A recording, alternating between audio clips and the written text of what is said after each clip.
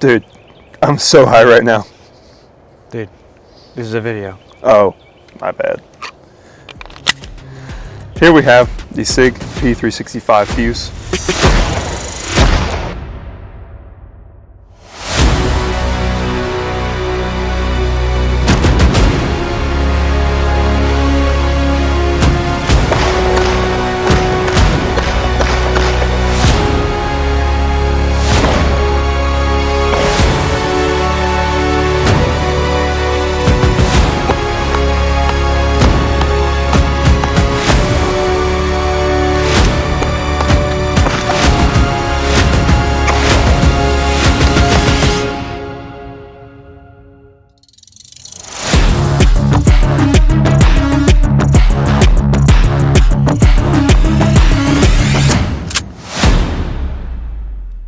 So here we have the SIG P365 fuse, the largest in the 365 line. That is their concealed carry, everyday carry. Number one in my rotation personally.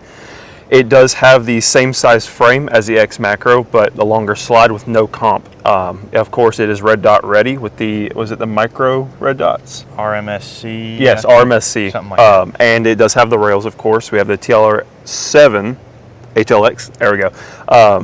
But it is been great. I love it, raised sights. But we'll get into a little bit more detail here in just a minute, and we'll see what we can dig up on it. Yeah, yeah.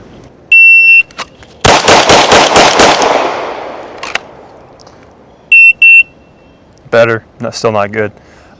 Really smooth. I like the roundness of the grip, kind of helps me get that sink in. Beaver tail doesn't stick out too far, so it's not terrible. Here. She's too thick. This is going to be really interesting. Yep. Hey, we live and we learn, or we don't. We do this. That's also fair.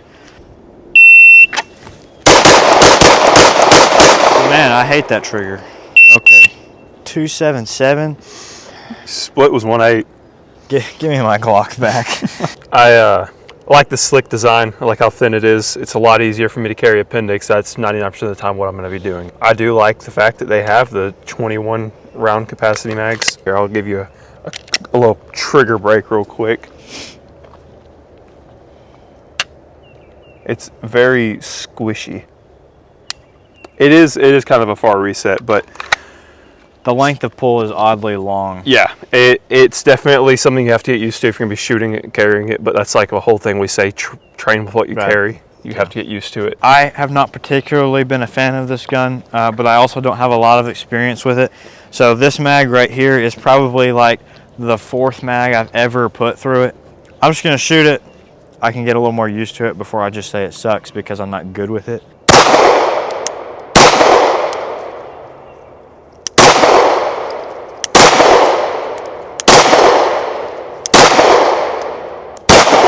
It also, the recoil is just like stupid for the size of the gun. If you're looking at the amount of space they take up, it does take up a good bit of space. And the recoil is nowhere near soft compared to, just being realistic, a Glock. It's supposed to be small, but this model just fits an odd niche of not big, but still big. Unfortunately, I'm gonna be running bill drills from a low ready because I don't have a holster for this.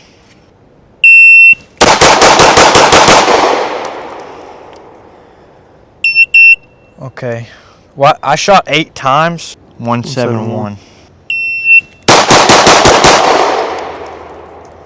Best split was 17, so 17.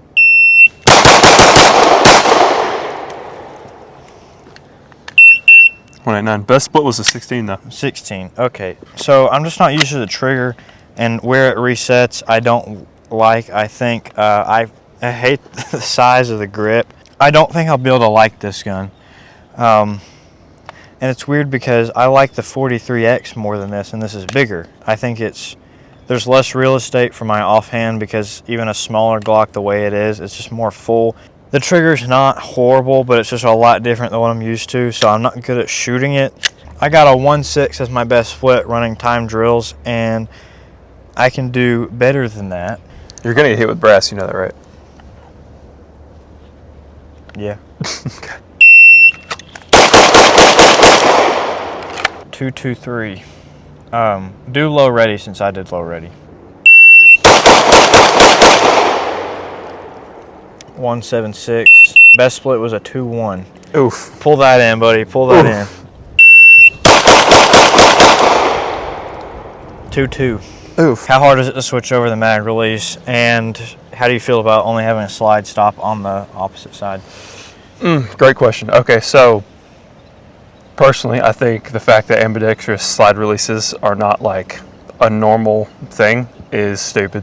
The mag release was not inherently difficult to swap over, but when you and I first went to a gunsmith to get it swapped over, they broke it. So, but when I got this, the mag release was not in it, and I had the new grip, and I had to put it in. And but yeah, it wasn't hard. I just prefer to have an ambidextrous slide release, and they don't have it. So another question.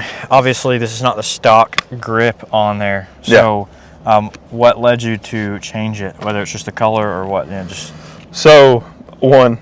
Stippling for sure. Yeah. This is pretty aggressive on all sides, but on the front and back, particularly where my fingers and the back of my palm sit, it's really nice to have that lock-in grip. Also, the other one was way thinner. I don't think the dimensions inherently were a lot thinner, but that one has more of a palm swell around it, right? Yeah. The trigger, it's kind of bouncy almost. Well, it's also a rolling brake, and I just hate that. But that's my I've gotten used to it. So what I did really like though is how light it is. And it is very how thin it is. So I don't think it's a bad gun. No, not at all. And it has its place in the world. I think it's a really odd place because if we look at the size of my Glock 45 right here and the size of that, they're like just about the same. Part of the reason why that doesn't fit for me, I hate the way it feels, is because I can't get a good purchase for my offhand just because everything is kind of cut to a weird dimension. So here's another question. I feel, and this is my opinion, that you can have a gun of equal size with significantly less recoil. So where's your heart on that? It's a good shooting weapon. I like the recoil a lot. It feels very intuitive almost. Like it feels like it kicks my finger forward just a little, just enough for me to have a faster reset. Is it the fact that despite the length, it feels small because of the width that is such a draw? Would you admit that it seems like you're giving up a little bit of shootability for the width being cut down? Oh, for sure. Yeah. I think that's part of the reason the recoil is so hard. Yes. Is because the weight cut down off the slide. The recoil is not the worst, and it's something I wouldn't like sit and argue over because it's like I know it's not great, but it's not as bad as a lot of weapons I've shot. You like balls in your mouth, don't you? Not the black ones.